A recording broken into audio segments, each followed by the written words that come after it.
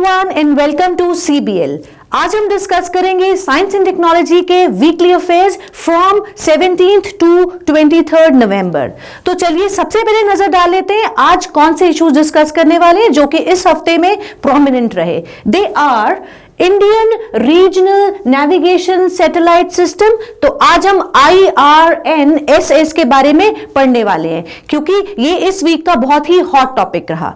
Next, we are going to discuss Sentinel-6 satellite system. Again, a very important US venture. We'll be discussing it later on. The next thing to be covered would be Kala-azar or visceral leishmaniasis. Medical field में, health field में, this is the hot topic right now for this week. Next thing we are going to cover and discuss is top contenders, the race for COVID-19 vaccine. All of you know the COVID-19 is right now the hot thing that is prevalent globally. So इसके लिए कौन कौन से contenders है and everybody is eagerly waiting for the medicine, for the vaccine. So begin with, we start with the first thing that is IRNSS.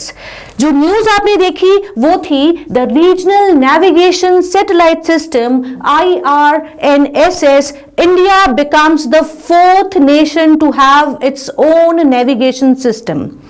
अब own navigation system होकर apply करने वाला, बनाने वाला India after US, China fourth nation बन गया है।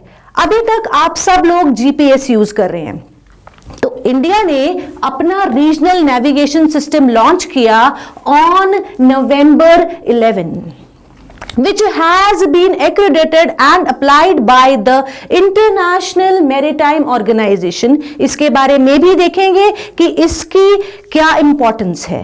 और इंडियन रीजनल सैटेलाइट सिस्टम किस चीज पर काम कर रहा है? बेसिकली ये हमारे नेविगेशन सिस्टम का एक बहुत ही स्ट्रॉन्ग पार्ट है जो कि हमारे बॉर्डर्स को, नेवल बॉर्डर्स को हेल्प करेगा। हाउ? ये एक रीजनल सिस्टम है। तो अब तक जब हम GPS यूज कर रहे थे, हम US का GPS यूज कर रहे थे और उस पर डिपेंडेंट थे। उस डिपेंडेंसी को खत्म करने में ये एक बहुत ही बड़ा कदम है, right? The process of getting the recognition लेनी पड़ी हमें from the International Maritime Organization, जिसके बारे में हम अभी पढ़ेंगे, और इस पूरे प्रोसेस में लग गए 2 साल। ठीक, क्योंकि सेफ्टी इश्यूज भी उतने ही इंपॉर्टेंट हैं। तो मर्चेंट वेसल्स जितने भी इंडियन ओशन के अंदर आएंगे, approximately 2500 merchant vessels are present in the Indian ocean at a particular time. तो उनके लिए ये नेविगेशन सिस्टम इज या would be a great help. The merchant vessels in Indian waters can now have this modern and more accurate alternative navigation module. जैसा कि मैंने बताया कि GPS यूज कर रहे हैं हम, US का GPS जो कि ऑलरेडी 28 सैटेलाइट्स को एम्प्लॉय करके पूरे ग्लोबली कंट्रोल कर रहा है। As you know, GPS is global positioning system, तो ग्लोबली कंट्रोल कर रहा है। अब इंडिया ने क्या किया, उसने एक अपना रीजनल नेविगेशन सिस्टम November 11 को लॉन्च किया जो कि केटर करेगा इंडियन कॉन्टिनेंट को, इंडियन सब कॉन्टिनेंट को, और इसमें यूज की गई 8 satellites, out of which 3 would be placed in the geostationary Earth orbit and 4 would be in GSO, that is geostationary synchronous orbit. तो इससे क्या होगा? इससे एक बहुत ही स्ट्रॉन्ग नेविगेशन सिस्टम दिया जाएगा हमारे मर्चेंट वेसल्स को। ना केवल मर्चेंट वेसल्स को सिर्फ कमर्शियली ही नहीं बल्कि रिस्ट्रिक्टेड सर्विसेज भी प्रोवाइड को भी दिया जाएगा, यानी कि मिलिट्री सर्विसेज या सिक्योरिटी एजेंसीज को भी ये IRNSS हेल्प करेगा।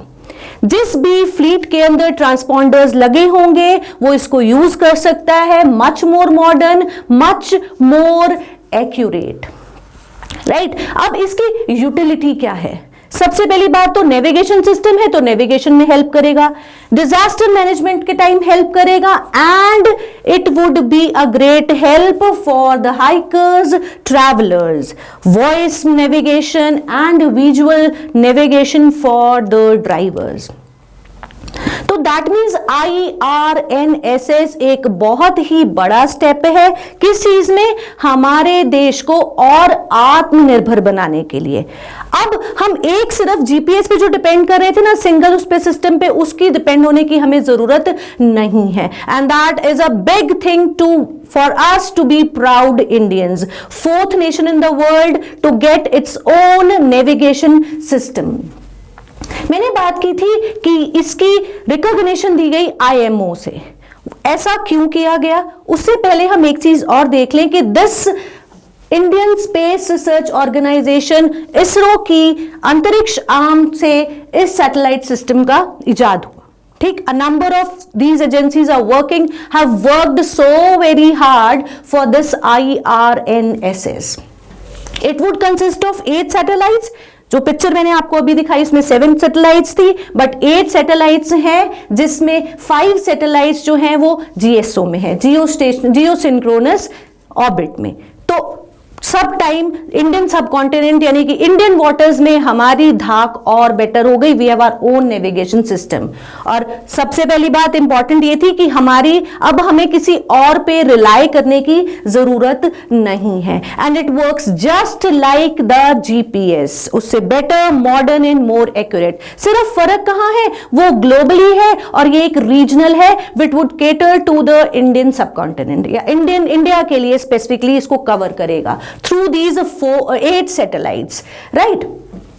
जैसा मैंने अभी डिस्कस किया, 2 तरह की सर्विसेज प्रोवाइड करेगा for the commercial vessels also, जो उस टाइम इंडियन ओशन में हैं और उसको यूज कर सकते हैं, and for the restricted services यानी कि मिलिट्री सर्विसेज के लिए सिक्योरिटी एजेंसीज भी इससे फायदा ले सकती हैं। Significance, it will reduce our dependence upon the GPS। और मोस्ट इंपॉर्टेंट बात क्या है कि कमर्शियल सर्विस वेसल्स को देने के लिए हमारे पास अपना एक सिस्टम है, एंड इट वुड स्पेशली हमारी धाक जमाएगा specially in the SAARC region, यानी कि सार्क रीजन में हम इकलौते आफ्टर चाइना होंगे जो कि इस चीज को यूज कर रहा है। तो हमारी डिपेंडेंसी खत्म हो जाएगी जीपीएस पे, and we would be a 1 step more in being आत्मनिर्भर, सेल्फ डिपेंडेंट होने में। ठीक है जी, दिस वॉज अबाउट IRNSS। एक इंपॉर्टेंट चीज रिकॉग्निशन की बात करी थी IMO द्वारा।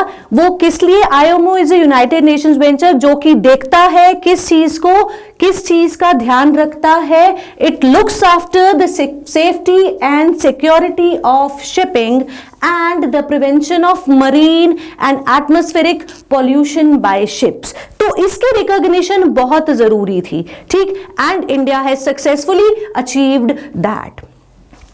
अब इससे क्या होगा कि हमारे पास अपना एक रीजनल सिस्टम है और हम एक बेटर स्ट्रॉन्ग फाउंडेशन लेकर पाए। तो नजर मार लेते हैं कि जो we are 4th country to have this, जो बाकी 3 कंट्रीज हैं उनके पास नेविगेशन सिस्टम्स कौन कौन से हैं, जो कि आपके प्रीलिम्स में क्वेश्चन पूछा जा सकता है। तो ध्यान दीजिए, GPS which we are using, country USA का जीपीएस सिस्टम है। Russia is using the system known as GLONASS, China BeiDou का नाम से है, एंड इंडिया में we have IRNSS। So proud moment for all Indians, नवंबर 11 जब IRNSS लॉन्च किया गया।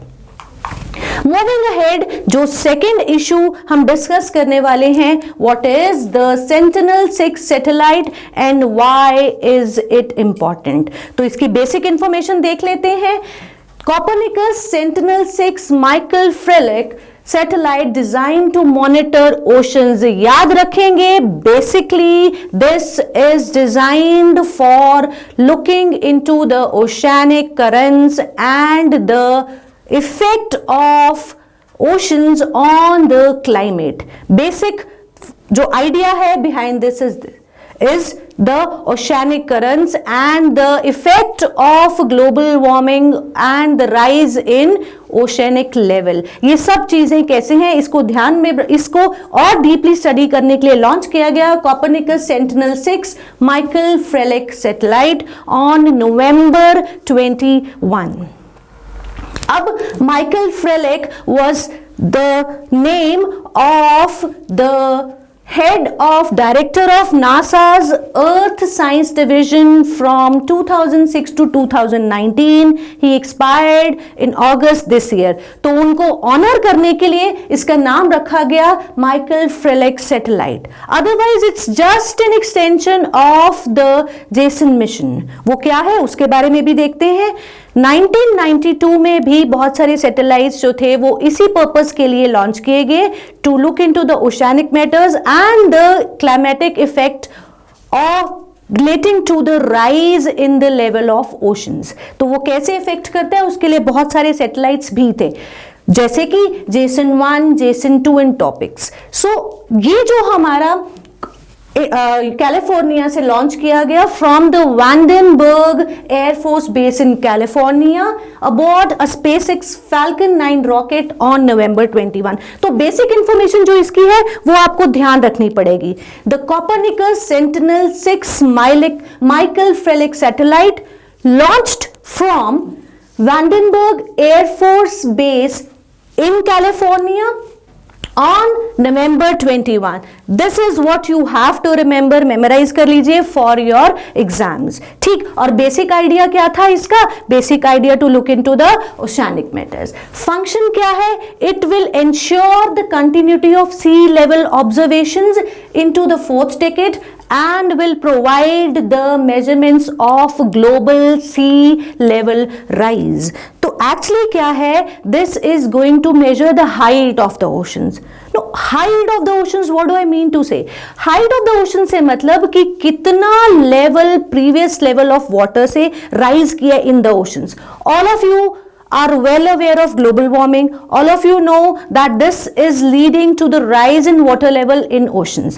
तो कितना rise किया उसमें ये help करेगा Sentinel-6 satellite to get to know that. और वो कैसे affect कर रहे हैं? Obviously all of you know that seas and oceans are a reservoir of water as well as they control the oceanic currents and heat reservoir की तरह काम करता है. तो अगर oceans के level में rise होगा तो फर्क कहां पड़ेगा? फर्क पड़ेगा क्लाइमेट पर. और उस क्लाइमेट को स्टडी करने के लिए not only for the short term things but for a longer time this Sentinel-6 satellite is going to work. अब कैसे प्रिडिक्ट करेगा ये शॉर्ट टर्म हरिकेन्स आने हैं या कुछ भी, तो उसकी प्रिडिक्शन और इजी हो जाएगी, एडवांस्ड हो जाएगी. एंड जो लॉन्गर इफेक्ट्स हैं जैसे अल नीनो वगैरह, इस चीज को भी हम पहले से स्टडी करेंगे. और सबसे इंपॉर्टेंट बात, जो ग्लोबल वार्मिंग एक मेजर इशू है जिसकी वजह से वाटर लेवल राइज कर रहा है, कितना राइज कर रहा है, it would help us to understand that, ताकि हम अपने आप को प्रिपेयर कर सकें एंड थोड़ा सा संभल जाएं to prevent this global warming. Right. So this satellite will send pulses to the Earth's surface and would note down the time for how long does it receive it back. So this would give the measure of sea surface height. It will also measure water vapor on the way. रास्ते में water vapor amount को calculate करेगा and other ground based lasers के लिए भी help हो जाएगी. Right. तो बेसिक पर्पस इसका ये है. सिग्निफिकेंस एक बार मैं फिर से बोल देती हूं.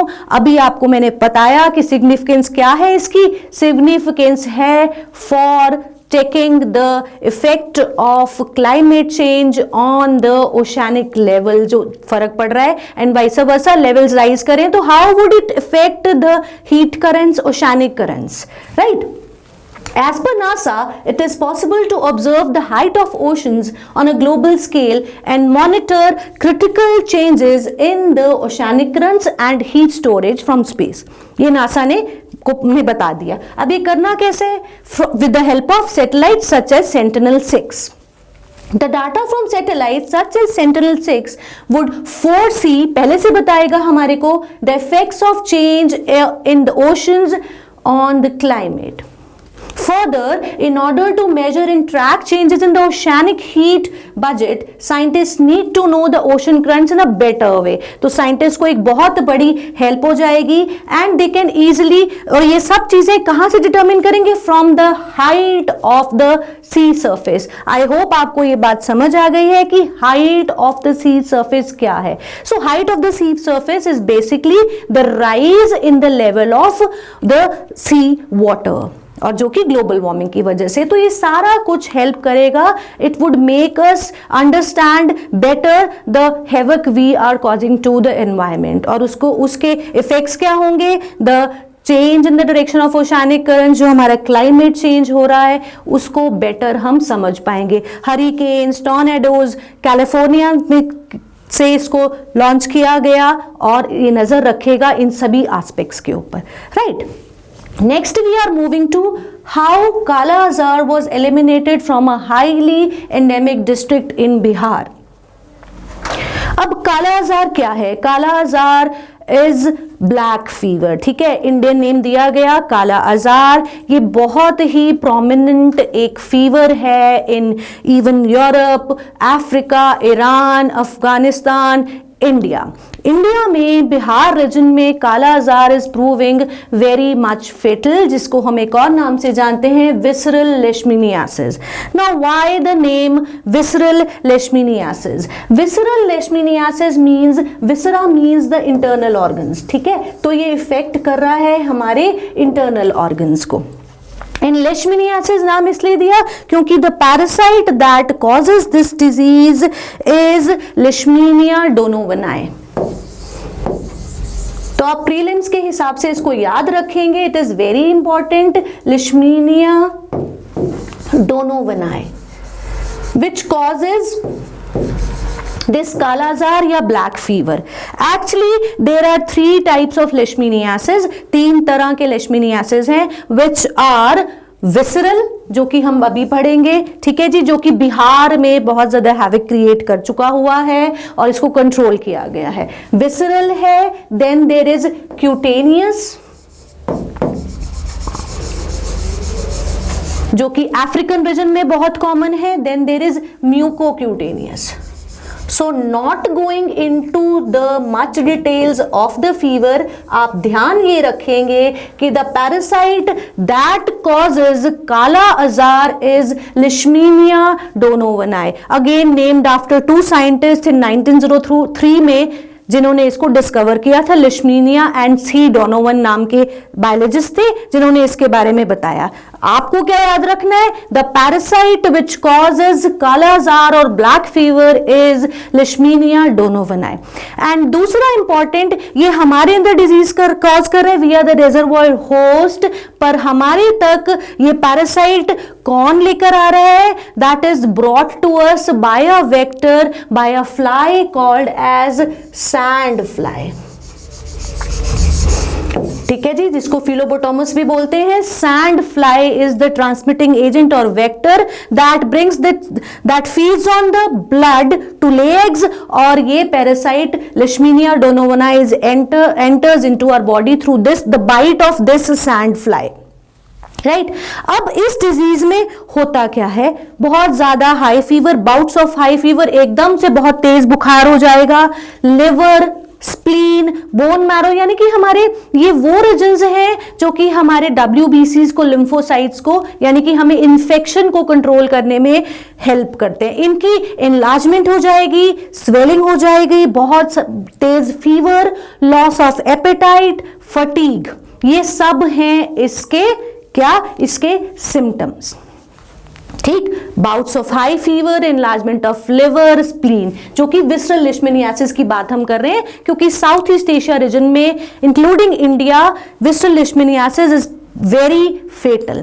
अब फेटल क्यों है? क्योंकि आज भी हमारे देश के बहुत सारे कस्बों में क्या है? प्रॉपर सीवरेज सिस्टम नहीं है, सैनिटेशन नहीं है properly, and we people tend to sleep, people in the villages tend to sleep outside, ground पर सोना पसंद करते हैं। तो ये पुअर सैनिटेशन कंडीशंस किस चीज को न्योता देंगे? The bite of sand fly, और उससे होगी डिजीज लेशमिनियासिस या विसरल लेशमिनियासिस, जिसको हम काला आजार भी बोल रहे हैं, ठीक है। तो आपके प्रीलिम्स पॉइंट ऑफ व्यू से इंपॉर्टेंट क्या है? The name of the parasite that is Leishmania donovani which causes kala azar, and the vector which transmits it to the human host which is sandfly and Philobotomus, ठीक। और इसको prevent कैसे कर सकते हैं? अगेन इट्स वेरी इजी, अगर हम इस वेक्टर से बचेंगे, ठीक है, और प्रॉपर सैनिटेशन कंडीशंस होंगी तो ऑब्वियसली डिजीज की रोकथाम हो जाएगी। सो दिस इज अबाउट कालाजार, जो कि बिहार में बहुत ज्यादा स्प्रेड हुआ। और खास बात क्या है इसकी कि क्यूटेनियस, सबक्यूटेनियस, ये एक ना स्टिग्मा की तरह काम करता है, क्योंकि इसके बाद भी डिजीज खत्म होने के बाद भी स्किन पर कुछ धब्बे रह जाते हैं, ठीक है, कुछ निशान रह जाते हैं जो कि एक सोशल स्टिग्मा की तरह पेशेंट को हॉन्ट करते हैं। सो विसरल लिशमीनियासिस बेसिकली हमारे विसरल ऑर्गन्स यानी कि हमारी बॉडी के अंदर के ऑर्गन्स को इफेक्ट करेगा, और जो हमारा क्यूटेनियस और म्यूकोक्यूटेनियस है वो इफेक्ट करेगा हमारी स्किन को। और बिहार में which is common the visceral leishmaniasis caused by Leishmania donovani. Moving to the next topic जो हम डिस्कस करने वाले हैं, इशू इंडीड हम डिस्कस नहीं करने वाले हैं, I will give you the notes and you are going to find it for yourself. क्यों? क्योंकि अगला है who are the top contenders in the race for कोविड-19 वैक्सीन। रोज आप न्यूज़पेपर खोल रहे हैं, रोज आपको ये होप हो रही है कि वैक्सीन आएगी और कब आएगी, जल्दी आएगी। A number of companies are working on this, for example Oxford vaccine is there to come, the Pfizer vaccine is there to come. पर कौन रेस में आगे है, कौन पीछे, ये रोज का एक इशू है। सम आर सेइंग कि क्लिनिकल थर्ड ट्रायल्स में 95% जो है वो सक्सेस रेट है, कोई कह रहा है 70% अचीव हुआ है, 95% can not be actually attend. तो this you'll read yourself, I'll give you the notes but you have to search it for yourself। so ये एक काम हो गया आपके लिए कि आपने ढूंढना है कि फाइजर कंपनी आगे जा रही है या ऑक्सफोर्ड आगे जा रही है या हमारा जो सेरोलॉजिकल इंस्टीट्यूट है पुणे में वो इसके लिए कुछ काम कर रहा है। बट ये लड़ाई झगड़े के बीच में अभी भी जो थर्ड ट्रायल्स हैं वो चल रहे हैं, एंड द थिंग इज कि वैक्सीन आने के बाद भी वो कितनी इफेक्टिव होगी that only God knows. Let's hope for the best. ठीक, तो इस टॉपिक को आप पढ़ेंगे, सर्च आउट करेंगे खुद, और I will provide you with the notes. So इस इशू को आप खुद पढ़ेंगे, देखेंगे कौन सी मेडिसिन कितनी इफेक्टिव होगी, which company is better in this rat race जो चल रही है, फाइजर, ऑक्सफोर्ड और ये सब की। ठीक है जी, तो ये थे बेसिक इश्यूज इस हफ्ते के साइंस एंड टेक्नोलॉजी में। फिर मिलेंगे, थैंक यू।